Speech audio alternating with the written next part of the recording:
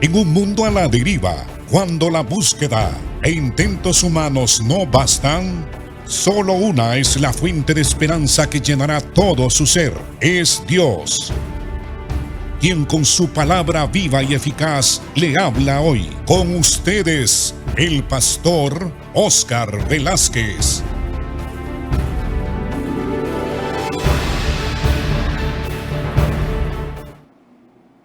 Bienvenidos, hermanos. Estamos estudiando el capítulo 53. El tema es el siervo sufriente. Este capítulo es sumamente importante. La mayoría de los estudiosos de la Biblia, pastores, teólogos, evangelistas, maestros de las Escrituras declaran que a Isaías se le toma como si fuese el quinto evangelio, así se dice. Isaías es el quinto evangelio. Mateo, Marcos, Lucas, Juan y también el libro de Isaías. ¿Por qué se le dice que es el quinto evangelio? Porque Isaías profetiza mucho respecto a Jesucristo, su humillación, su obra, su muerte expiatoria en la cruz, su resurrección, su exaltación y su reinado y su gobierno universal. Así que estudiar Isaías 53 es sumamente importante, porque Dios quiso dar testimonio a su pueblo de Israel. Porque en el antiguo pacto, como en cualquier otro pacto que Dios haya establecido con su pueblo Israel, siempre se habla de los beneficios de la obra redentora expiatoria de Cristo para perdonar los pecados del pueblo de Israel y los pecados de todas las personas, de toda la raza, de todos los pueblos y naciones en el mundo. Pero el capítulo 53, que en realidad comienza en el versículo 13 al 15 y continúa en el versículo 1 en adelante, habla ciertamente de la humillación y también de cómo el pueblo de Israel, en vez de recibir y reconocer la dignidad de su Mesías, lo menospreció, lo desechó, lo capturó, lo golpearon, lo escupieron e hicieron con él lo que quisieron hacer.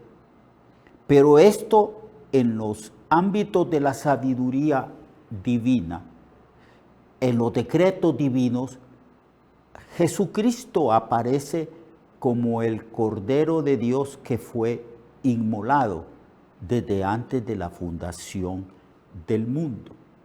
Ya estos sufrimientos fueron establecidos, fueron predestinados y ordenados por Dios desde antes de los tiempos de los siglos. Luego se habla aquí que Jesucristo no nació en un palacio, no nació en una cuna real, no se celebró su nacimiento por las personas más importantes del pueblo de Israel, por la clase política, por la clase religiosa, de ninguna manera, sino que ciertamente hubo regocijo en el nacimiento del Mesías, pero un regocijo de personas humildes, de personas piadosas como los pastores que guardaban las vigilias de la noche cuidando el rebaño. Y también las personas más humildes y piadosas que esperaban la redención del pueblo de Israel. Pero los poderosos, la clase política, ignoraron el nacimiento del Señor. la condición espiritual, la percepción de las cosas importantes a través del tiempo establecido por Dios en las profecías, fueron ciertamente ignorados por las personas que debieron de haber percibido este grande acontecimiento del nacimiento del Mesías. Pero no fue así por la dureza del corazón del pueblo de Israel.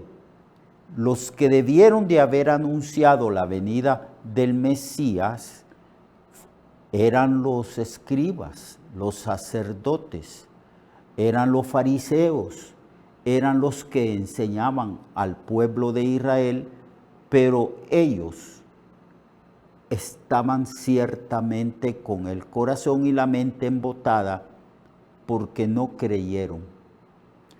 Y entonces dice que el Señor iba a subir cual renuevo delante de él, y como raíz de tierra seca, no hay parecer en él, ni hermosura. Ciertamente no se tocaron las campanas en el nacimiento de Jesucristo. De tal manera pues fue la ignorancia de los que no debieron ignorar el nacimiento de Jesús, que 2 años después del nacimiento de Jesús vinieron unos magos del oriente. Y ellos preguntaron, ¿dónde está el rey de Israel que ha nacido? Porque hemos visto su estrella en el oriente y venimos acá para adorarle. Esto tomó de sorpresa a la clase política, a la clase religiosa del pueblo de Israel. Ellos vinieron a la capital, estos magos, porque se supone que los reyes, aquellos que están destinados a gobernar una nación, nacen ciertamente en la capital de la nación. Entonces, ustedes saben que Jesús nació prácticamente en un pueblecito pequeño, una especie como de aldea. Ya conocemos la historia, que no había lugar para ellos en el mesón, y lo pusieron entonces en un pesebre, en un lugar aparte, donde allí se ponían a los animales. Pero Jesús fue anunciado. La gloria de los ángeles se manifestó. Hubo una actividad enorme de los ángeles anunciando las buenas nuevas del nacimiento del Mesías Rey. Ante los ojos de los hombres, Cristo no tuvo atractivo alguno, pero ante los ojos de Dios era su siervo, su rey, que iba a asombrar a las naciones y a los reyes de la tierra, que en el futuro iban a poner su mano sobre la boca, callando, reconociendo la grandeza de este rey. Pero en su momento histórico del nacimiento de él no fue reconocido. Solamente aquellos que gozaban de la sabiduría y del discernimiento que viene por medio de la fe que es en Dios. Entonces, no hubo parecer en él, no hubo la hermosura, no manifestó la hermosura de un rey, no se vistió como un rey, como se visten los niños que nacen en la realeza. No hay parecer en él ni hermosura. No está hablando aquí del aspecto físico, está hablando aquí del aspecto o de los emblemas que se utilizan en la realeza, en las culturas humanas y en los gobiernos humanos. Él le veremos, dice el escritor Isaías, que está representando al pueblo de Israel. Le veremos, mas sin atractivo, para que le deseemos. Luego él habla de la vida de este niño que ha nacido y de este rey que ha venido, que es el siervo que sufre mucho y que Dios describe esos sufrimientos que vienen a ser sufrimientos vicarios, es decir, Cristo sufre, es menospreciado, desechado, azotado, hicieron lo que quisieron con él porque él era el Cordero de Dios que el Señor había dado al pueblo de Israel para expiar los pecados del pueblo. Entonces fue ante los ojos de los israelitas sin atractivo, aunque ciertamente Jesús mostró las marcas de su mesiazgo, mostró las marcas de su realeza divina a través de los milagros, a través de los prodigios, milagros y portentos y las maravillas que Jesucristo hizo. Pero para eso se requería, amados hermanos, el discernimiento que proviene del Espíritu Santo por medio de la fe en Dios. Pero cuando Cristo vino, la clase política y religiosa no tenían ese discernimiento.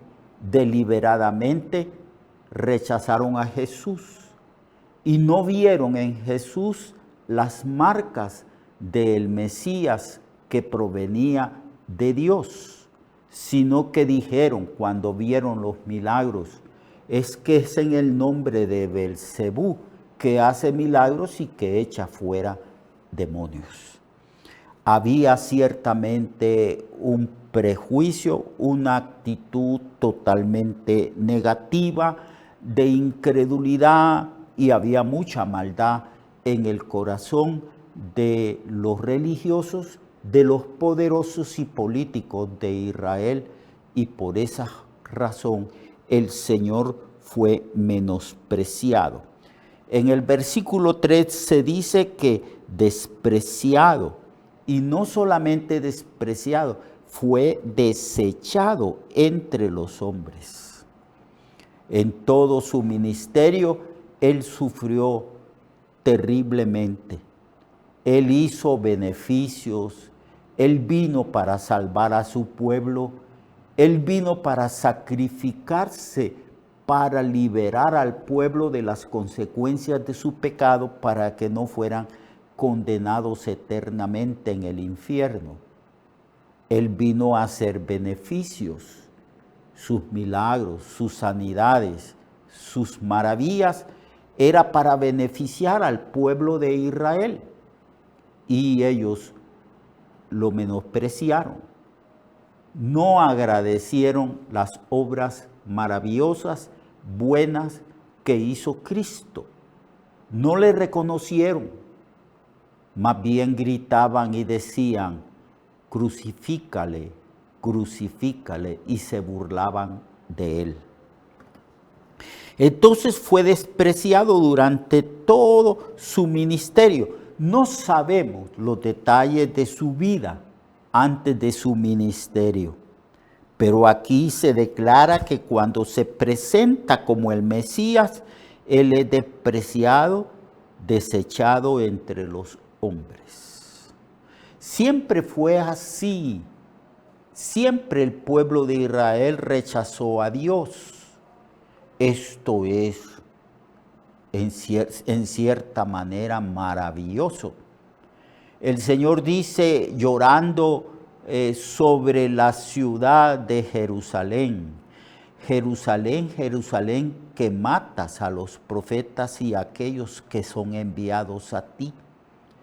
¿Cuántas veces, dice el Señor, al hablar de toda la historia del pueblo de Israel, ¿Cuántas veces yo quise juntar tus hijos debajo de mis alas, de mi protección? Como la gallina junta sus polluelos debajo de sus alas. Y la expresión triste del Señor, y no quisisteis. Aquí se dice que fue menospreciado, desechado. Aunque vino a anunciar las buenas nuevas de salvación. Él declaró en el principio de su ministerio diciendo, el tiempo se ha cumplido, el reino de los cielos se ha acercado, arrepentíos y convertíos y creed al Evangelio. Pero no creyeron, lo despreciaron, lo desecharon. Y fue un varón de dolores, no solamente de dolores físicos, sino de dolores del alma, dolores espirituales, los dolores de la mente a causa de que él no fue creído. Él amaba profundamente a su pueblo, lo amó de siempre, desde antes de la fundación del mundo, porque el Señor nunca ha dejado de amar a sus escogidos, a su pueblo. Y esto hacía que él sufriera mucho.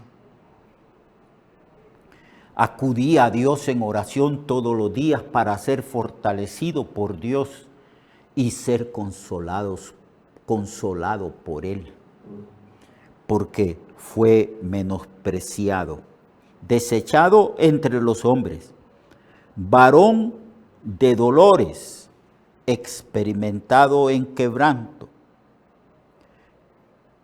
Y también fue menospreciado en el sentido que no se apreció su persona, no se le dio el reconocimiento y el honor que él merecía como hijo de Dios y como el Mesías que venía al mundo a reinar a su pueblo, y como el rey que primeramente para reinar sobre su pueblo iba a sacrificar su vida para liberar al pueblo del juicio divino a causa de que el pueblo había pecado.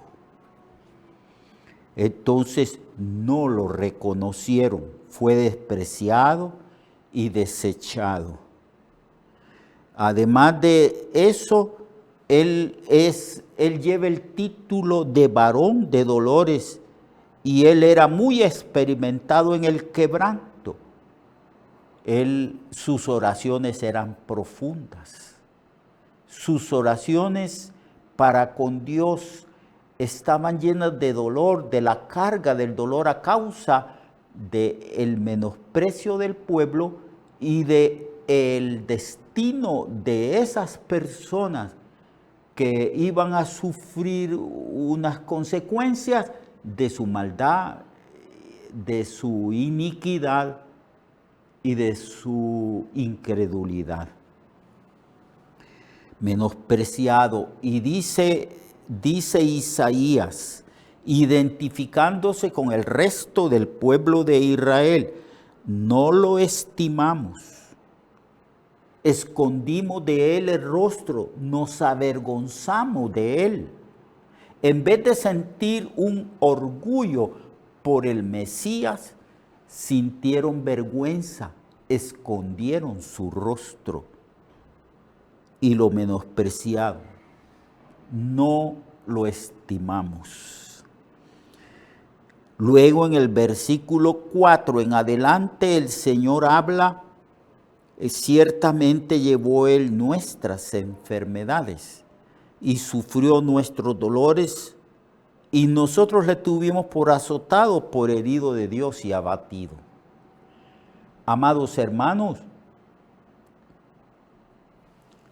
Vamos a hablar de estas cosas mañana.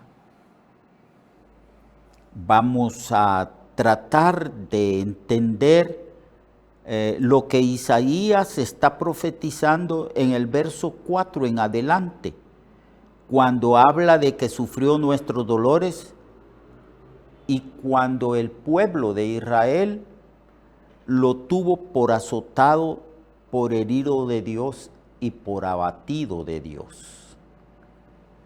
Lo espero mañana, amado hermano, lo espero mañana.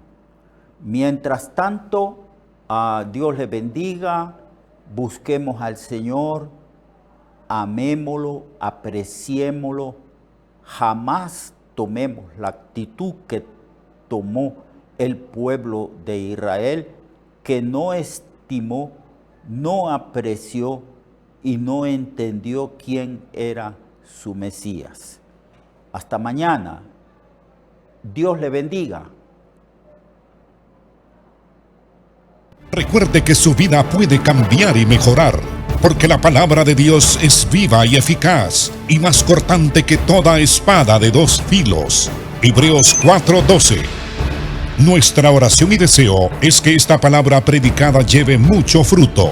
Le esperamos en el próximo programa, a esta misma hora y en esta misma estación. Esta es una producción de Ministerios Reflexionarte, en colaboración con Sirkenu Network.